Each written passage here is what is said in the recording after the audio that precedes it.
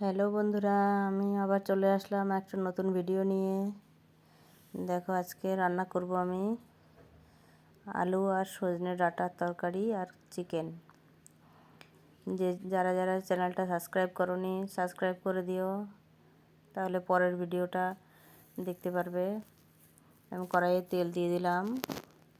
সজনে ডাঁটাটা আর আলুটা আলাদা আলাদা ভেজে নেব, তাহলে আমার তাড়াতাড়ি হয়ে যাবে। এখানে জিরা ফোড়ন দিয়ে দিয়েছি, তেল হয়ে গেছে। জিরেটা ফোড়ন দিয়ে একটু জিরেটা হয়ে গেলে দিয়ে দেবো আলু।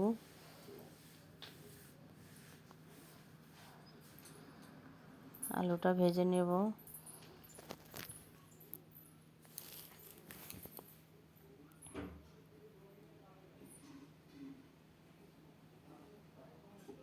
এইখানে দিয়ে দেবো সজনে ডাঁটাগুলো, ভেজে নেব একটু।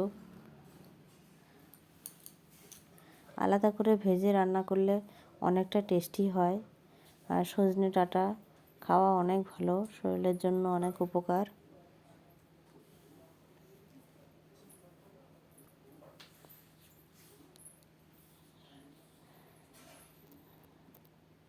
একটু লবণ আর হলুদ দিয়ে অল্প দেব, ভাজা হওয়ার জন্য একটু। সজনে ডাঁটাটা ভাজা হয়ে এসেছে, ভাতটাও হয়ে যাবে। এখনই বসিয়ে দিলাম ভাতটা।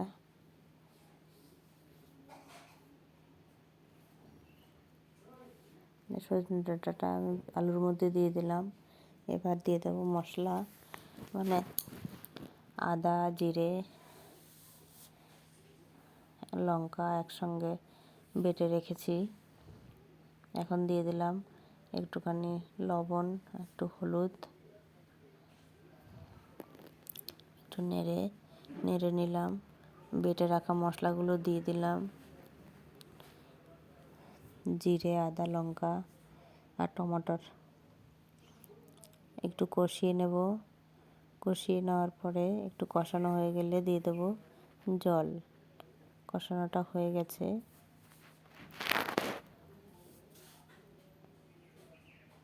এবার জল দিয়ে দিলাম। এবার একটু ফুটবে জলটা। ভিডিওটা কেমন লাগলো একটু কমেন্টে জানিও, কেমন লাগলো।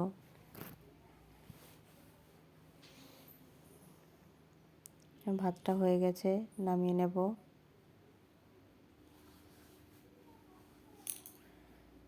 তরকারিটাও হয়ে এসেছে, নামিয়ে দেখাচ্ছি তোমাদেরকে।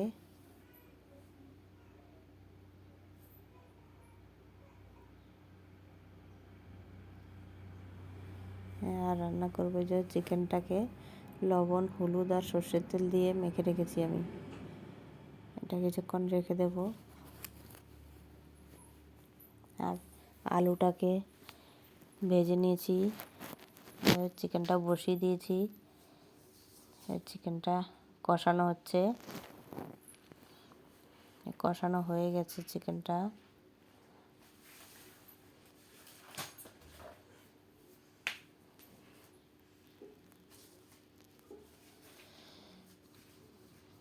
একটু জল দিয়ে দিলাম। আজকে একটু সামান্য পাতলা করব, এতটা পাতলা করি না অন্যদিন।